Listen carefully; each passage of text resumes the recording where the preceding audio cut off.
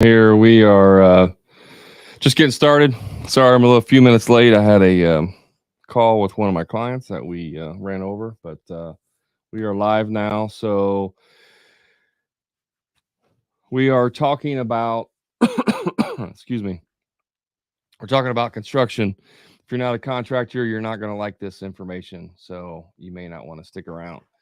But if you guys have any questions for me, throw them in the comments, and then I'll answer them, and we'll have a good little show here. So I had a bunch of videos that came out in the past week on my channel on TikTok, and had a lot of feedback from a lot of people, both consumers and contractors.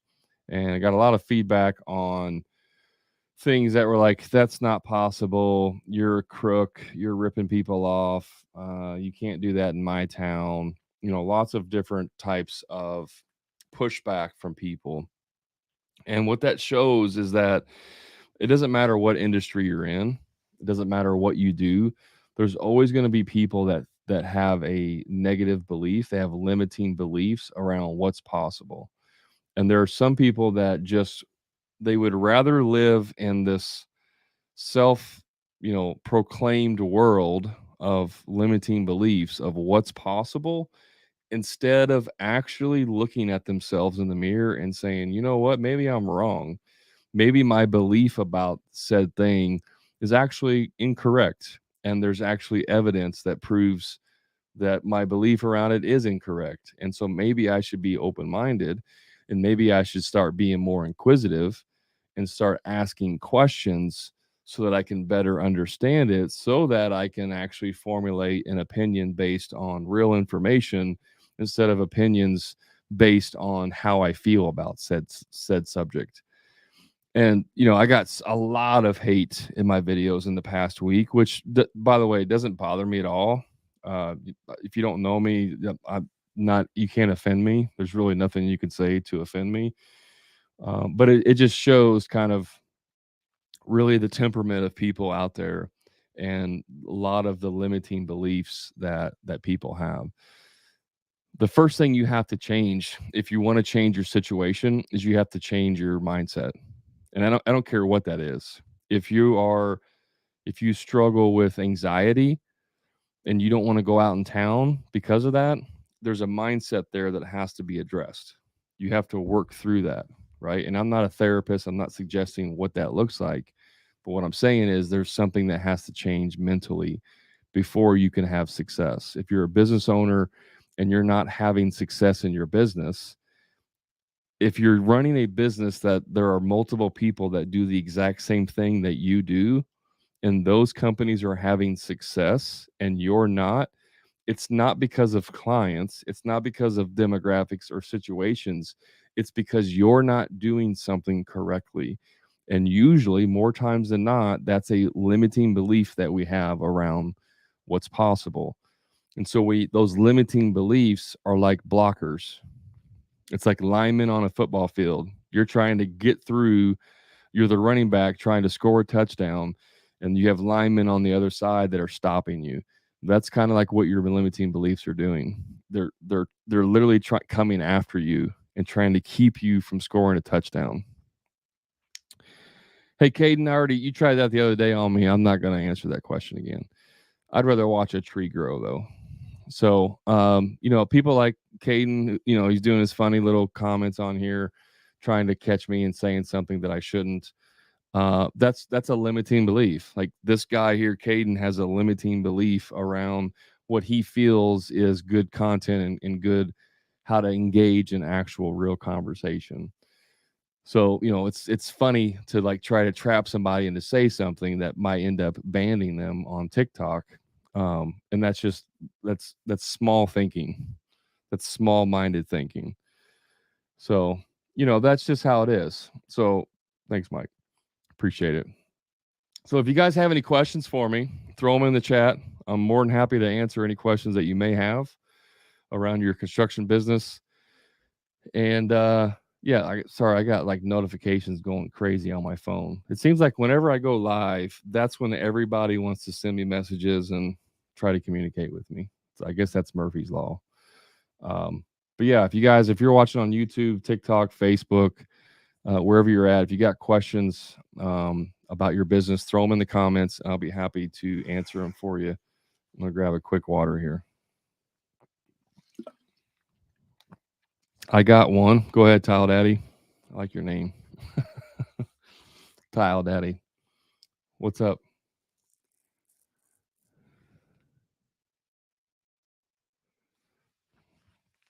While he's typing out his question, if you guys haven't listened to my podcast today, it drops every Monday.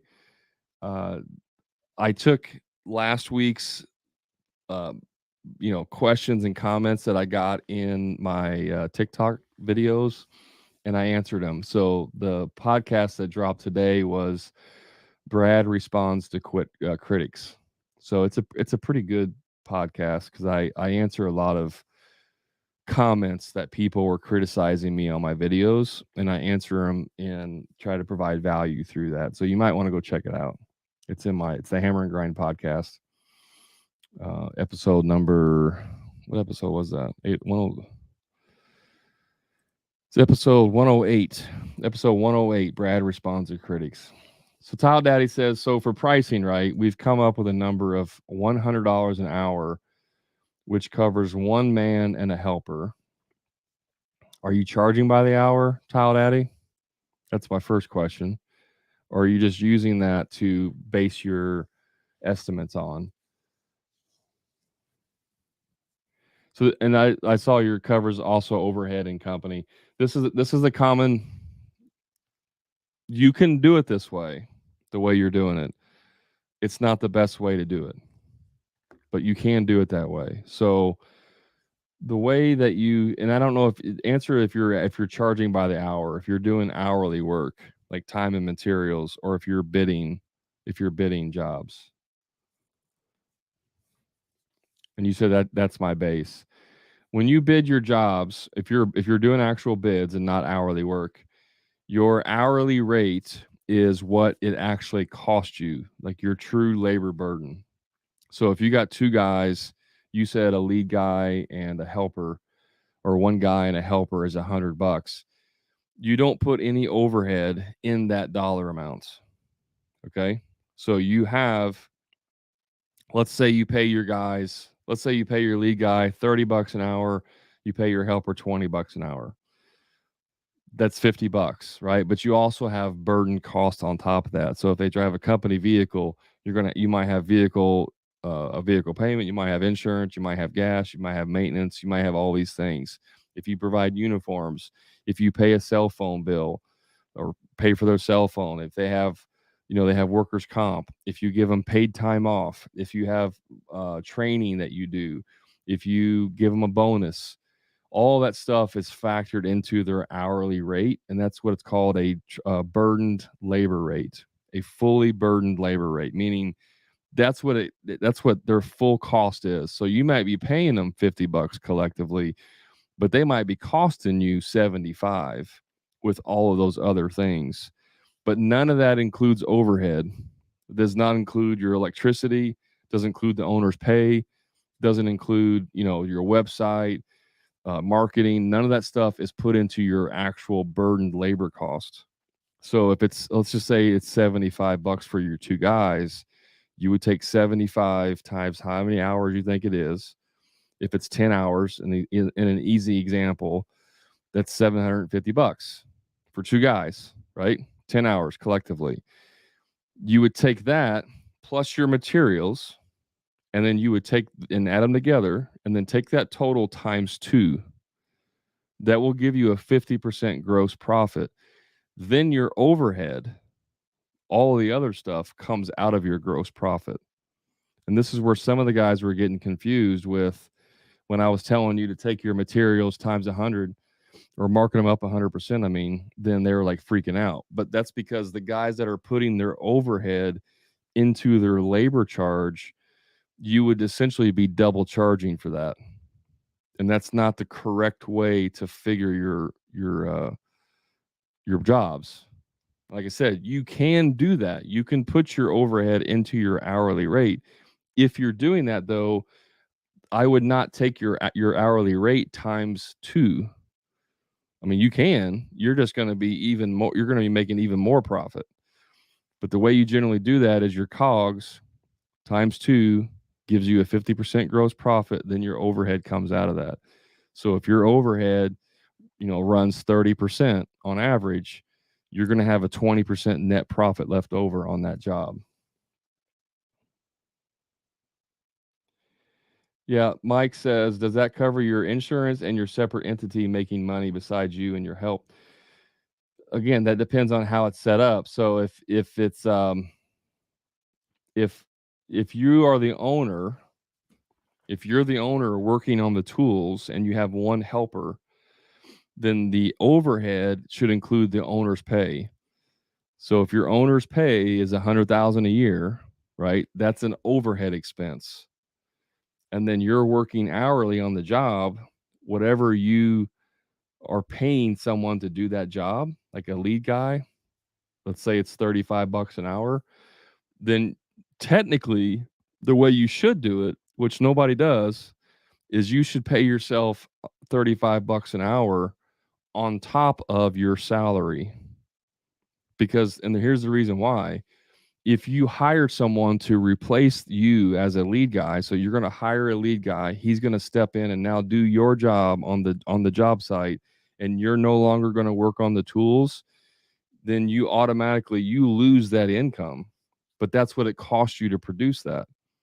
So if all of your overhead, including your pay, is in your hourly rate, and then you replace yourself, all of a sudden you just lose your pay. You basically zero out and you make no money. And now you got to like add money on top of that to pay yourself. I know this is a little confusing topic, but when you own a business, you get paid a salary for owning that business. And don't get caught up on the word salary. I don't care if it's an owner draw, if you pay yourself hourly that way, 40 hours a week, so much. It doesn't matter how you figure it. I'm just using that as an example. If you own a business, you get paid a salary for owning the business. That's the benefit of owning a business, is that you get paid a salary. Then the work you do on the job is an additional bonus that you pay yourself. That's the proper way to do it. Most people never do it that way because it puts it way expensive, puts you way up. That only applies really if you have several employees. If it's just you and a helper, financially, it's not going to make the most sense to pay yourself a huge salary and then pay yourself hourly on top of that. You can compensate that a little bit by like maybe you only pay yourself a $50,000 a year salary, but then you're paying yourself $30 an hour, for every hour that you work on the job. Like that's how you would compensate that if you only have like one employee. Question on Facebook. I have a question about how to charge customers. I'll tell you how we do it. I'd be interested to know if there's a better way. Yeah, throw it in the Facebook comments and I'll answer it for you. Okay, so that clears things up. I double my materials since I calculated overhead in the 100. Yeah, you could do that, but you're really leaving yourself short though on the labor side, because if you're, let's say it's $75 is your true burden cost and you're just adding $25 on there for overhead, then you're really cheating yourself because you're only making $25 extra for overhead and profit. Whereas if it's $75 is your true cost and you double that, you actually have $150 an hour rate. Does that make sense? So really, if you double your labor without the overhead, you're going to make an extra $50 per hour versus putting your $25 into the overhead and doing it that way. That's why I say you take your true cost, your true burden, and your materials, double it, then your profit comes out of your overhead. The other reason why you do this is because as soon as you hire another crew or as soon as you hire another person, it totally changes your overhead rate. So if I put all my overhead into an hourly rate, and let's just say it's $25 an hour is what it ends up being for all my overhead. That's for two guys, right? So $25 an hour divided by two guys, and ends up being $12 and whatever 50 cents or whatever that is. If you hire another person, then all of a sudden that dollar amount is spread across 3 people, and so it changes. Your overhead rate per person changes. So every time you hire or fire someone, you have to go back in and change your hourly rate to effectively fluctuate based on that burden, because you're spreading the burden of the overhead across multiple people. That's why it's not a good idea to put it in your hourly rate, because every time you hire or fire, it changes. But if you put it in there as part of your profit, it doesn't matter, because the more people you hire, if you should be able to finish more jobs quickly. So you are making more money even though you have more people, if that makes sense. That's just the reason why you wouldn't want to put it in your hourly rate, because it just makes it more difficult to always, if it's always changing. If it doesn't change that much, then it's not a big deal.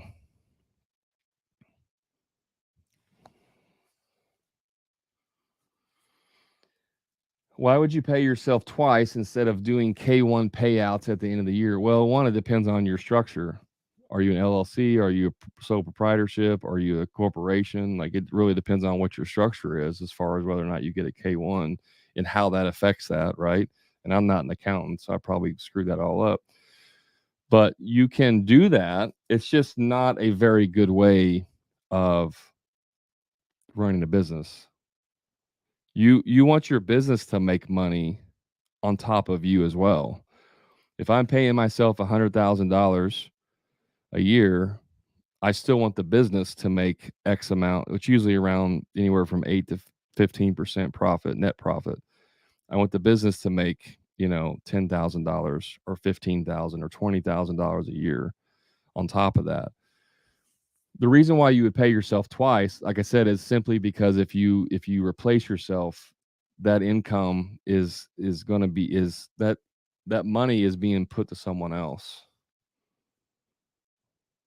So if you're a one man show and you pay yourself $100,000 a year, and that's it, you just do a straight salary and that's it. But you work 40 hours a week on the job. When you hire someone and you're paying them 40 hours a week, all of a sudden all of that cost of hiring that person is now wipes some of that stuff out. So you have to replace yourself essentially, if that makes sense. I know this stuff gets a little confusing when you start talking about, I even freaking confuse myself sometimes. It's just an easier way of doing it. Also, if you, let's say you're off the tools, you have a salary, you pay yourself 100,000, you got 3 employees. All of a sudden you get a big job and stuff goes wrong and they need you out in the field. So you go and you work 20 hours, over 2 weeks, you work 20 hours out in the field. Well, you're effectively screwing yourself, because you're not getting paid extra for that time that you worked. You became a laborer and you're not paying yourself for that time. People can look at that and say, well, that's just a wash. I mean, you're the business owner and that's what it is. And that's what it takes to run a business. And to some degree, you're correct. I would agree with you. So when you're small, if you're a 1 and 2 man, it does get a little complicated to do it that way. But that's just the best way if you want to add more people. It's just going to be easier in the future. So Facebook says we use subs. We take the cost of the materials and the cost of the subs and multiply it all by 1.5 to 1.7. For example, a bathroom remodel cost me 12,000. I multiply it by 1.7 and charge the customer 20,400. 8,400 goes to pay business expenses outside of individual jobs, such as marketing, taxes, t-shirts, and then commissions. There's nothing wrong with doing it that way, except your multiplying factor is too low. So instead of 1.5 to 1.7, you should be a 2. That will give you 100% markup. So $12,000 in COGS would end up being a $24,000 bathroom, and then you get the remaining balance of whatever. Like, so if you sell a job for 24,000 and it costs you 12, you end up with $12,000 gross profit. That's gross. then your overhead comes out of that, and whatever's left over is your net profit. So in your scenario on Facebook, you said 8,400 goes to pay business expenses outside, blah blah blah. Then yes, whatever's left over is your net profit, right? You're doing it correctly. It's just your markup is too low. But yes, you're right. That's how you do it. That's the correct way to do it.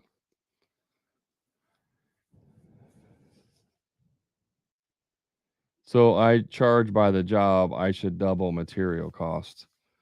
Yes. Yeah, you should charge more on Facebook. Yeah. Take times 2, not 1.5 or 1.7 times 2. This would be easier by talking, Tile Daddy. Yeah, I agree. It's hard to do that over text and conversations. Hey man, electrical contractor here. My company is in its infantile stages. Was wondering if you had some insight into business accounts, lines of credit, bookkeeping. Um, I got another electrician on Facebook. Big shout out from the 360 electrician. I've had 3 electricians today. I had a call today with an electrical company that's interested in joining the Profit Club, and but yeah, so lines of credit, I would go to all your local ones, like all your local mom and pop places. Like here where I'm at, there's 2 now, but there were 3 like lumber yards that were like local. And so you go in there and you just get credit with them. Whatever they give you. It might only be $1,000, whatever. But you can go to different places like Lowe's, Home Depot, Menards. They'll almost all give you credit lines for stuff. It may not be ideal. Like you may not want to buy electrical stuff at Lowe's, but if you can't get anywhere else, you just take what you can get. But you just go around and start opening lines of credit at all of these places. You'll have to personally guarantee it. That's just the way it is when you're first starting out. And then you can go to all the mom and pop, like if you have an electrical supply house, a lot of those are mom and pop places, but they might be a national chain. You just go in there and apply for the credit. I mean, I still have them, but there was like I have like 10 or 15 different places I had a credit at: my tile place, the lumber yards, all of the big box stores, ABC Supply. There's another local siding and like roofing supply house. I had a credit there. Like you just go in there and open up lines of credit with them, and almost all of them will approve you for a certain amount. I remember when I went to Lowe's, they gave me like $1,000. I'm like, what am I supposed to do with this? Like I go do a job and I got $3,000 in material. How am I supposed to pay for it with 1,000? Then I went to Home Depot, and right off the bat, they gave me $6,000. And then I went to Menards and opened one up, and they gave me $12,000. Well, benefit for Menards, if I had more money than I needed to spend, I would go to Menards and buy the materials there because they gave me a $12,000 limit. But you open those places up, and then after about 6 months or a year of using them on a regular basis and paying it off each month, you just call them up and say, "Hey, I want a credit increase." And usually they'll give it to you as long as you have good repayment terms. My group of friends who are contractors currently are solo installers. What would be the best method?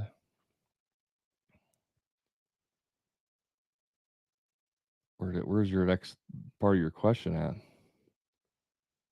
What would be the best method of what? Tile Daddy, I don't know what the other part of your question is. What's up, garage door guy? If you have plenty of work right now, then you should start absolutely, you should be raising your prices. Garage doors, I do material plus labor times 2.5 to 3. That's awesome. You can make good money in garage doors. Go look up. I'm sure you know a garage door guy, but go look up Tommy Mello's A Plus Garage, or what is it? I think it's A Plus Garage Door. He's doing multi millions. Mike says that would make me a little higher than my comps, but I just sell it as for my price. You get my quality. What's up, Oswald from Utah? You will lose customers, but the only way to move up to big money jobs is by charging more. Yeah. It becomes a numbers game, guys. Make sure your quality is there though, for sure. I got Irie Model. I don't know if he's on here. He a lot of times jumps on my live, but he called me out on one of his videos because he said I don't do enough to talk about quality. I don't do enough to talk about um, producing jobs. I think it goes without saying that if you're going to charge top dollar for job premium prices, you have to provide a premium quality product and experience. One of the reasons I don't talk much about quality is because it kind of goes hand in hand. If you're doing crappy quality and then you're charging premium prices, you're not going to be in business very long. Like the market will just chew you up and spit you out. You might get a year's worth of business before people start talking and you all of a sudden have a bad reputation. So you got to do premium quality. What I have found for most contractors that I've talked to is it's not a quality issue. Most contractors I talk to do quality work. And yes, there's varying levels of quality. There's perfectionist level where you redo things 5 times to make it perfect.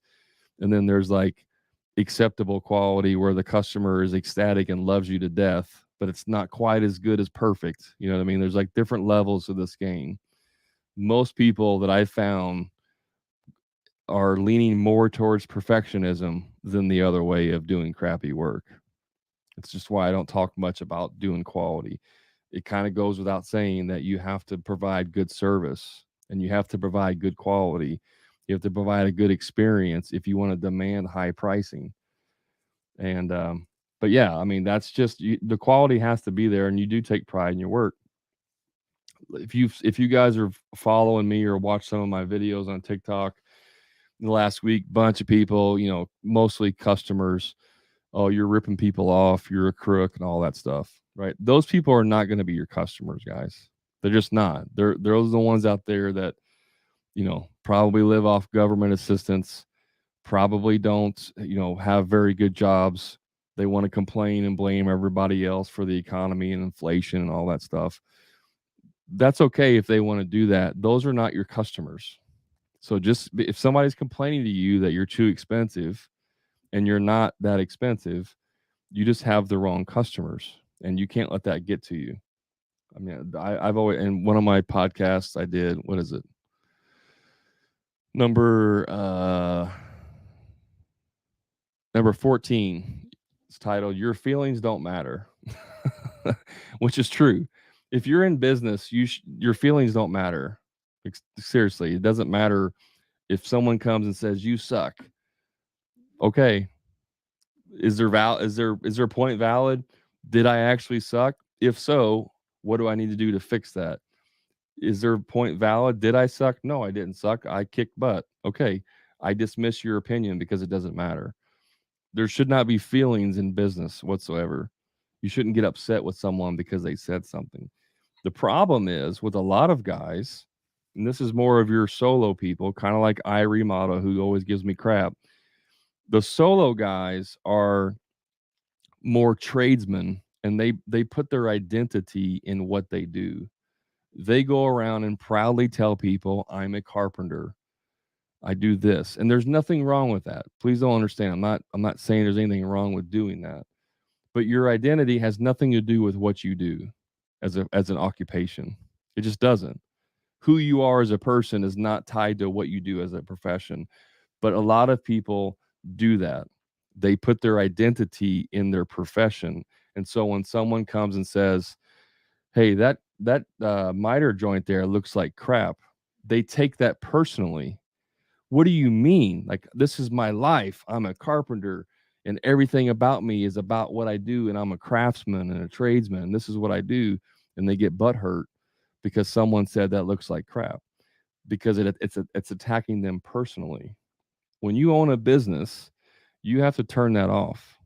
You turn off the feelings, and now you make decisions based on data. What does data say?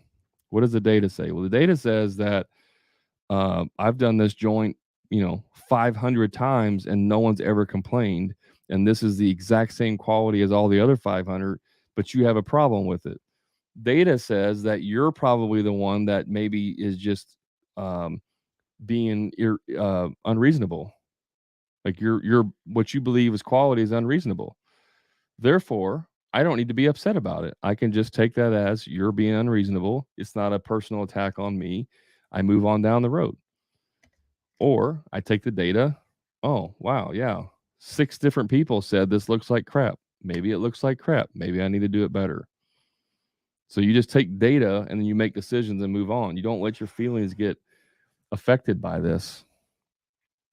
I mean, I even had contractors in my comments blowing me up because, you're a freaking crook. I'm a contractor and you're a crook ripping people off.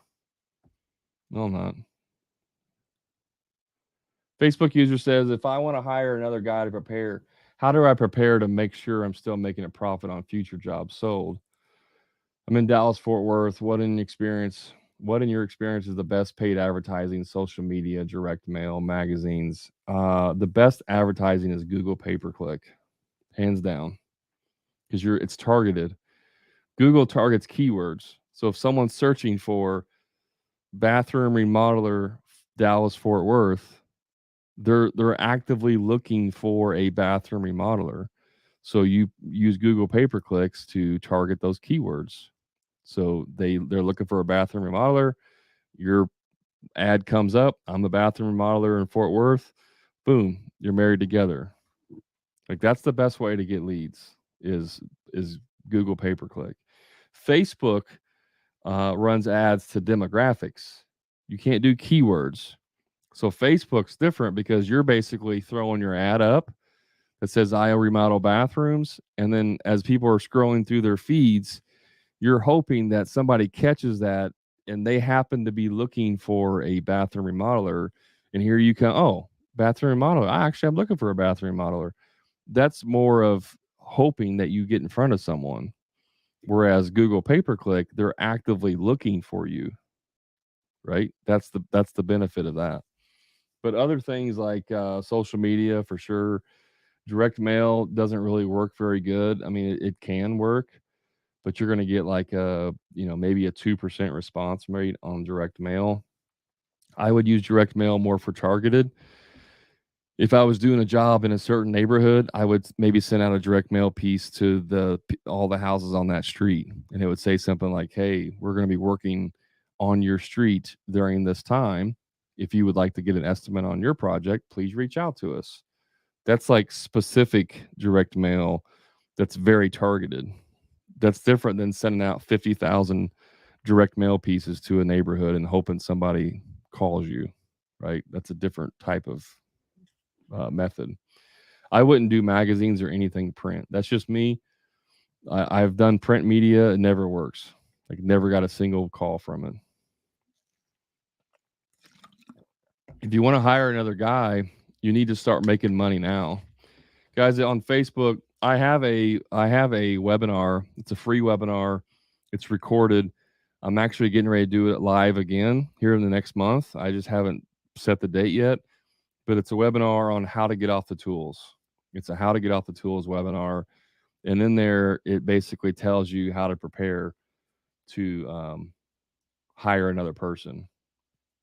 The first thing you got to do is change your mindset from a craftsman to a business owner. Then you have to start making a bunch of money because it takes money to buy equipment, to buy vehicles, to buy new tools, to buy all that stuff. You need money. So you start profiting, getting a profit, and then you got to create some systems in place to onboard these people and make that transition a good one. That's the sneak peek. Make the mindset change, make more money, create systems. That's how you get ready to get off the tools or to hire someone.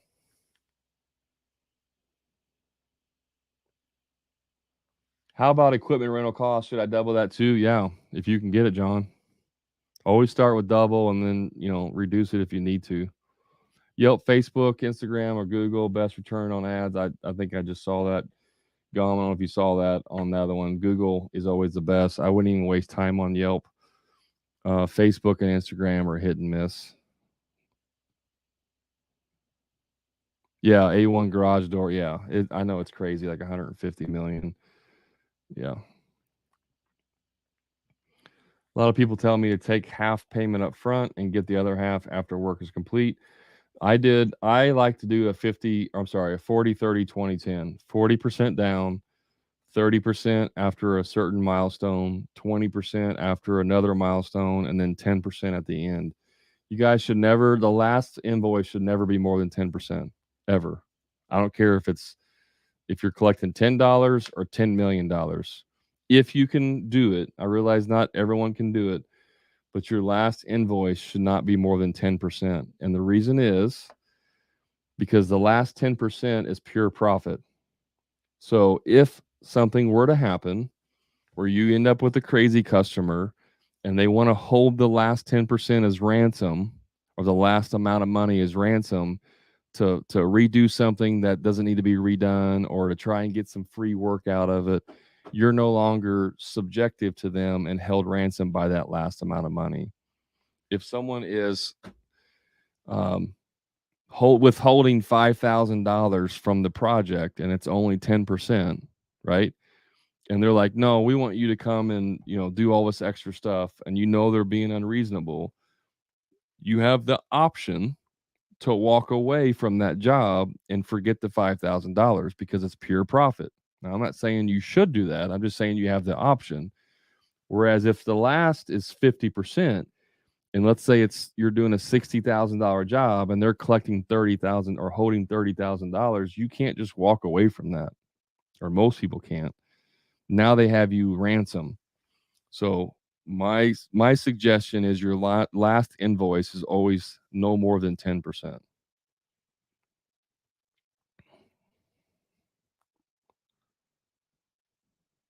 I am in Indiana.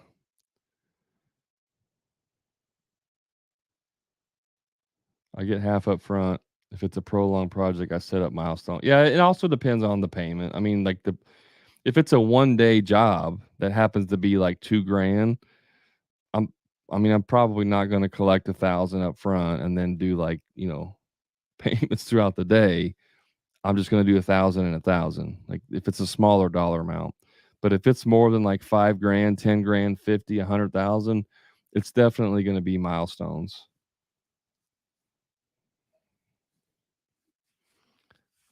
Thanks for hanging out, Tile Daddy.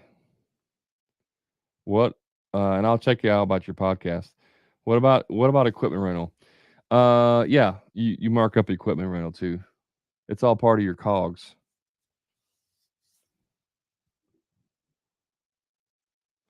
So if I do new construction house and collect at rough end, trim out, and final, yeah, you can do that. But if it's new construction, like, what are you doing though? Like, you're talking about the entire house, or you're doing one one part of the house? I don't know what you do, Hess Express. If you're like an electrician, then yeah, you could do like one deposit to get started, one after rough in, and then one after trim out, or one after final, whatever. Like, it doesn't have to be those exact formulas, guys. It just depends on what it is. But my final is never more than 10. Is that what you mean by milestones? Yeah. Milestones are just parts of the project. You can also do another way you can do it is if it's a long project, like say it's going to be a 3-month project, it's $100,000, 3 months. You just set up payment schedule, 40% down or whatever, 30% down, and then $5,000 or $10,000 every week or whatever. Like you can do a fixed amount every single week or every 2 weeks, and it's not really based on milestones or parts of the project. It's just based on a timeline. That's another way that you can do that. The problem with the weekly thing is if you have a holdup or a delay on a job, right? And then like you didn't get done that week what you should have gotten done because of a delay, the customer may feel like, well, I don't want to pay you 10 grand because you didn't do anything this week. And so then you just get into that type of situation. So it just depends on what you're doing, how long it's going to be, where the milestones are. What you always want to do, this is the most important part, and this is for cash flow. You always, always, always, always want to be ahead of any costs or expenses that you have. So I like to collect 40% down because that allows me to order all of the materials that I need and usually pay for like the first round of subcontractors, a plumber or electrician if I'm doing a bathroom or something. And then I don't have to go back and ask for money and I don't have to carry money. It also can cover my initial, labor expenses that I may have. So if I collect 40 down, I can pay for the materials, I can pay for all my expenses, I can pay for some overhead, I can pay for, even some initial subcontractor expenses, and I'm not out the money. But the trick is you always want to be ahead. The money, you always collect the money ahead of where the bills are so that you don't have to front the money. You never want to be the bank for the project. That's the key part. So you got to figure out if you're doing milestones or if you're doing weekly payments, you always want to make sure you're getting paid more than you're paying out. You don't want to collect $10,000 to get started and then you got to order $30,000 worth of material and now you have to cover the $20,000 difference until you get two more payments down the line. That's what you want to avoid. If you're always collecting more than you're paying, you'll never have a cash flow problem.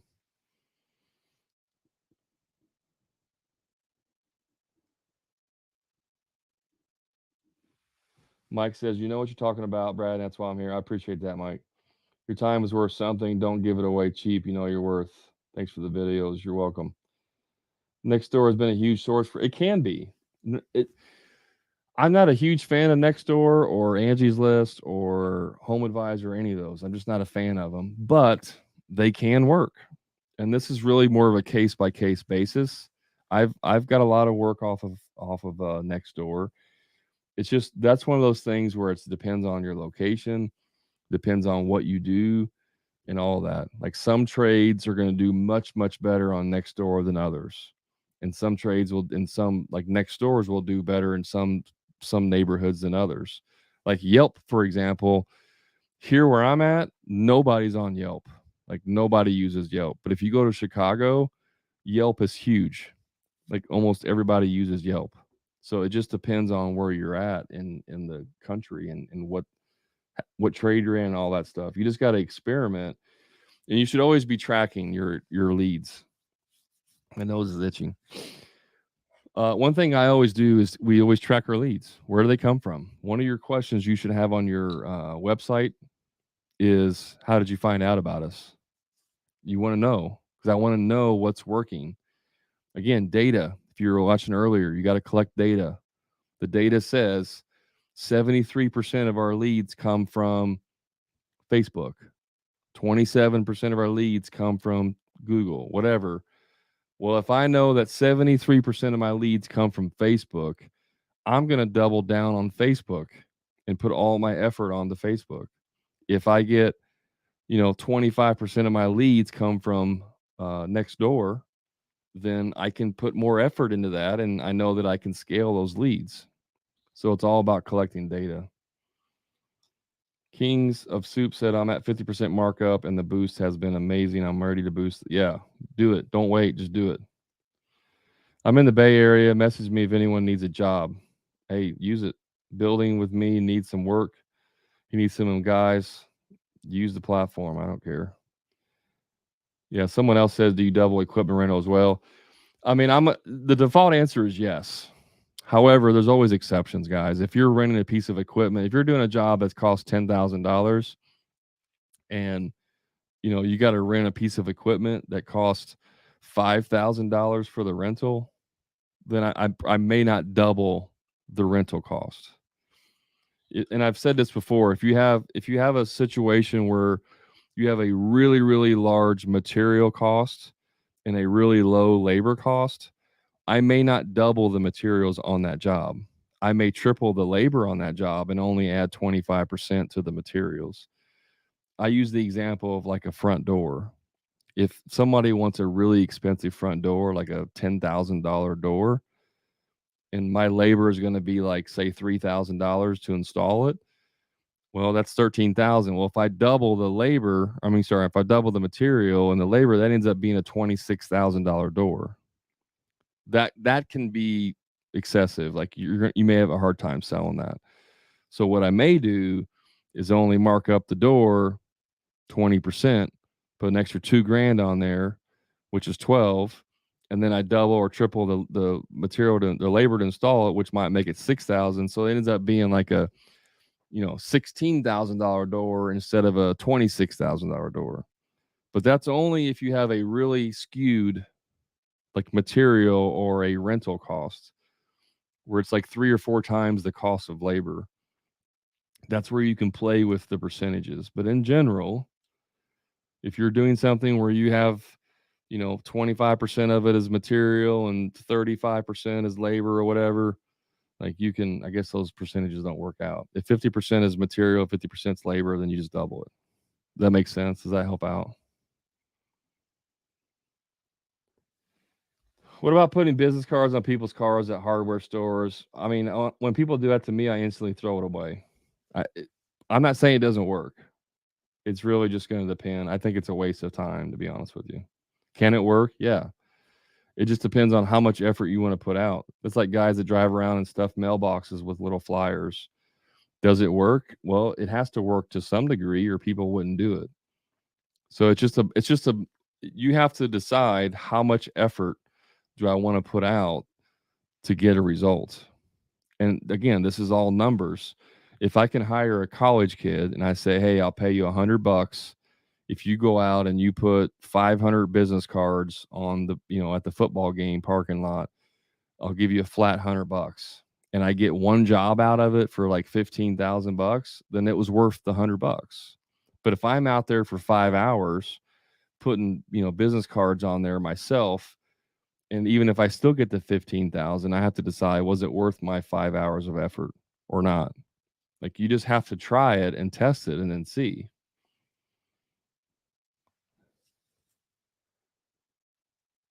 Doubling it would make me lose so many jobs. Not necessarily, and that's everybody says that. It's really not the case, man. Start slow if you can handle it. I like that. I do it. I don't know what you're talking about, but milestones.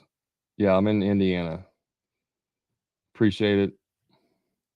I like to break mine down by trade, framing, roofing. Yeah, that's oh, what's up? What's up, Chris? Oh man, you see, you just said I have great information, and now I just forgot. When you bid by, oh, mine just went blank. What do they call that when you bid by trade?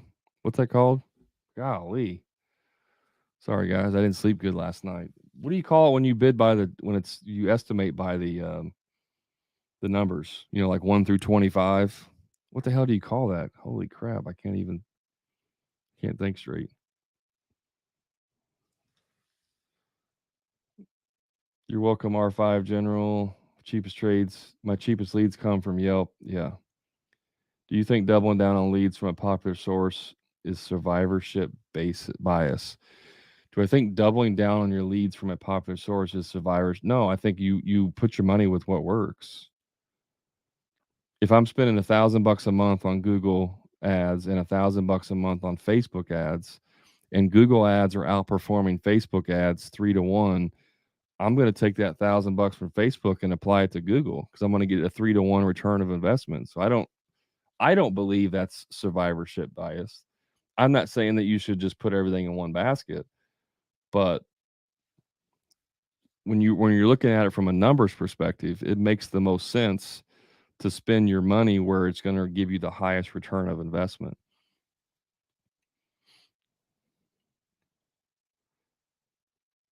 The more you shop for customers, the better the customers will get. I'm not sure exactly what you mean by that, but that I would agree. Angie, this is calling me screw Angie's List. Freaking hate that place. My competition is why I can't mark up 100%. That's not true. That's head trash. Can you tell me your best advice for a new handyman business to generate customers? Yes. Brady, go to all your apartment complexes in your town and talk to the office manager and tell them that you're a handyman. You hang flat screen TVs and pictures. Print out a little flyer of paper and Just print out make a general paper that says move in special, whatever. Hang your TV $100, $150, $200, whatever you want, and then just have an area that has the name of the apartment.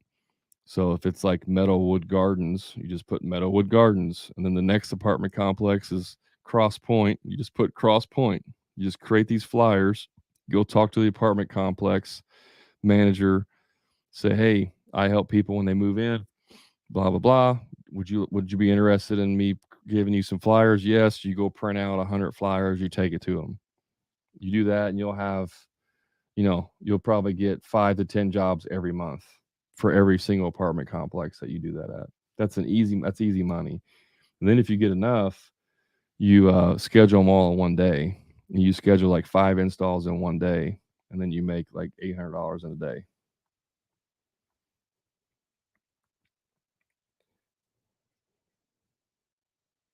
What do you think about pay estimator?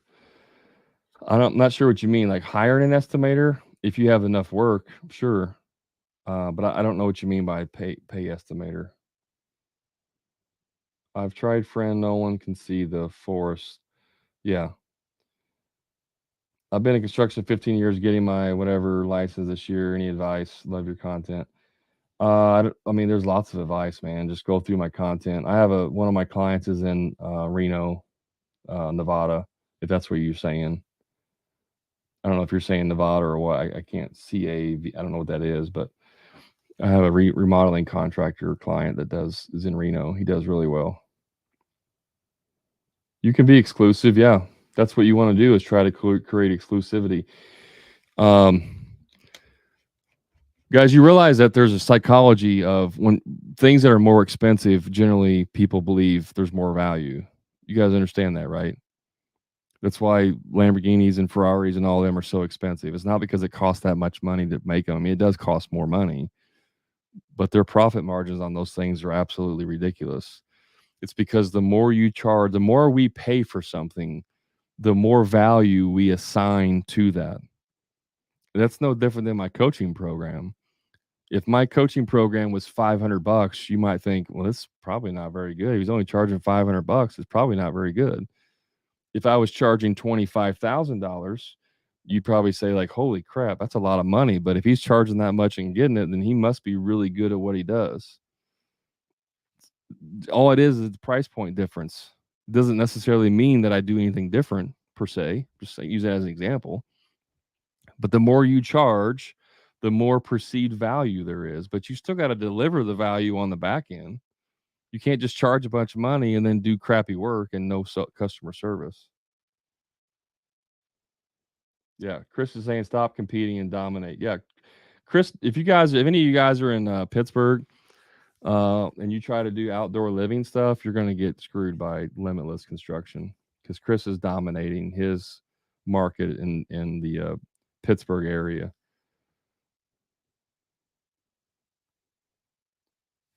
It's hard to take over every project, even in a small town, but we try.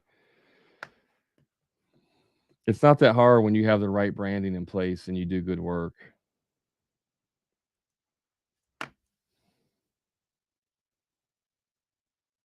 Yeah, he's like, I'm about to jump on a call and see a deck at a 50% GP. I don't know if you're still on here, Chris, but good luck. Chris does outdoor living, kitchens and decks. He does rooftop decks. I mean, he's freaking killing it. He's one of my clients, Chris. Limitless Constructions, Chris. He's one of my clients. He's absolutely destroying it in Pittsburgh. A very, very competitive market. He's absolutely destroying it because he doesn't compete, guys. I'm trying to get this in your head. You don't compete on price. You're not competing with lower prices. You're competing with your own self mentally. That's who you're competing with. You're competing with your head trash of I can't do this. I wouldn't outsource estimates if you can do it. Yeah, you just lose. It's just not worth it. Good looking trucks and trailers are for a reason. Absolutely. Simplify, dude. Thank you. You too. How much is your coaching video? I don't know what you mean by that, user. What do you mean by coaching video? Yeah, Philly. Chris is in Philly. Lack of industry can't be everywhere at once. Great advice on labor. I'm trying to catch up here. Yeah, Pittsburgh here. Try out to go check them out. It's Limitless Construction is who it is. If you're in Philly, you're welcome. Cat Attack. Thank you for all your advice. Jeff says put yard signs out after each job. Jeff, you can. I'm not a huge fan of yard signs unless they're in high foot traffic areas, like a subdivision where there's like 100 people a day walking their dogs. I'm okay with that. Or you have like 4 jobs on one street, and you could have yard signs at those 4 houses on one street. Because if you're driving down the road and there's a yard sign there and a yard sign there and a yard sign there, it's like, holy crap, this company's everywhere. They must be really good. Like in those capacities, I like yard signs. But my heating and air company that I use, they always put out a yard sign in my yard, and as soon as they get in their truck and drive away, I go out there and take it out and throw it away because I don't want their crap in my yard. Now, some people are like, yeah, sure, put a yard sign out. We love it. The thing is that with yard signs, you have a thing this big. People are driving 40 miles an hour down the road. They're not going to see any of that. They're not going to read it. They can't read what's on there. They're not going to know what it's for. But if you got a lot of foot traffic, it does make sense.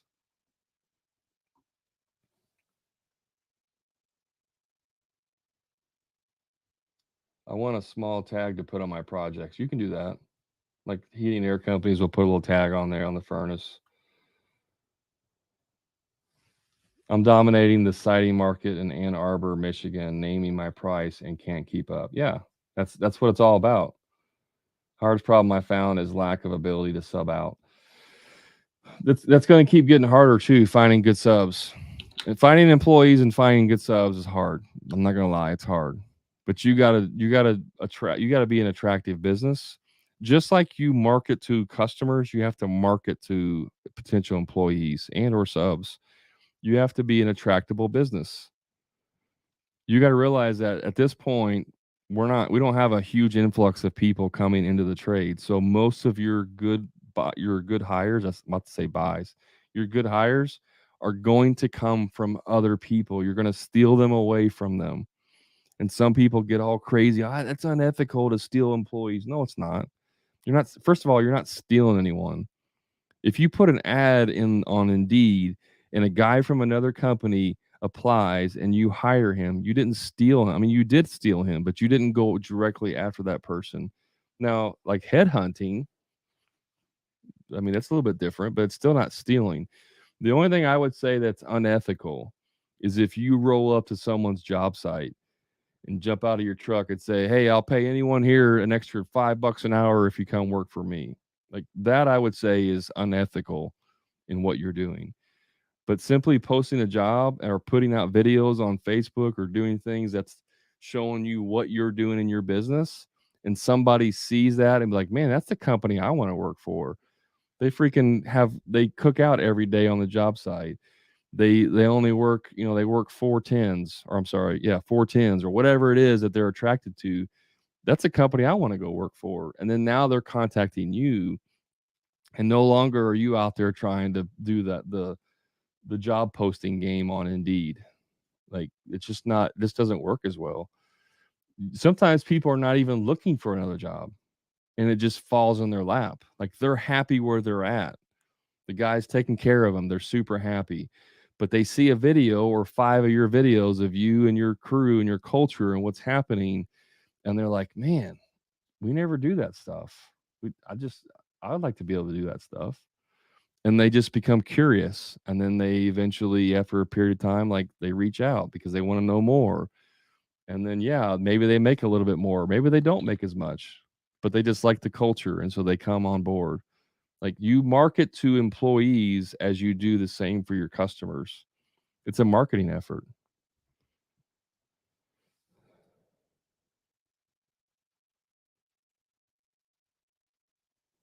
I can line out, I can line work all day at good numbers, but I can't produce but a small amount. I had the same problem. I had the same problem in my business. I turned down, easily turned down $200,000 to $300,000 worth of work every year because I couldn't produce it. I couldn't find subs or employees to produce it. That's just the way it is.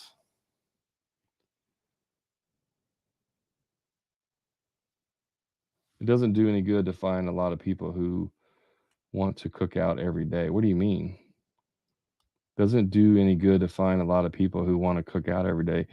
Bro, one of my best clients who's absolutely destroying his competition in Canada. He builds post frame buildings and commercial agricultural buildings. I mean, he added almost $1 million in profit last year. His first year in the Profit Club, he added almost $900,000 in additional profit. And all he does is cook out every day on the job site. And he has built his business enormously in 1 year. So I don't know what you mean by that doesn't do any good. He posts videos all the time of what his guys are doing on the job site. He rarely posts videos of like, look at this building that we're building. Like 75% of his content is behind the scenes of culture of his business, and he hires people all the time. People are begging to come work for him.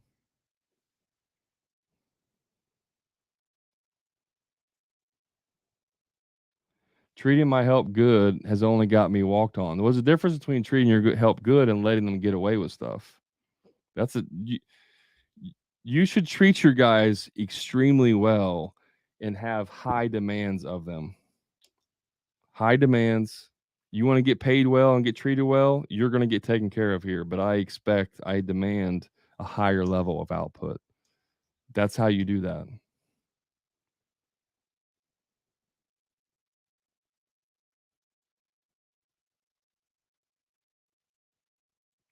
Who is it? It's Pharaoh Built is the name of it. Pharaoh Built is the name of his company. If you search for Pharaoh Built on TikTok, you'll see all his videos. All right, guys, I got to go. I may have to pick up my son. I'm not sure. I got to check my message here. So appreciate you hanging out with me. If you want more information about my services, you can just reach out to me on TikTok. Just click on my profile there. If you're on YouTube or the Facebook page, you can shoot me a message. And I'll be more than happy to share with you what that looks like. I appreciate you hanging out with me, guys. I really do appreciate all your comments on my videos and the views. It makes me want to keep doing it. So ignore the haters, get rid of the negative mindset, forget all of them, just keep doing your thing, and you will be successful. So I appreciate you all. Have a great night and a great week. I'll talk to you soon. Thank you.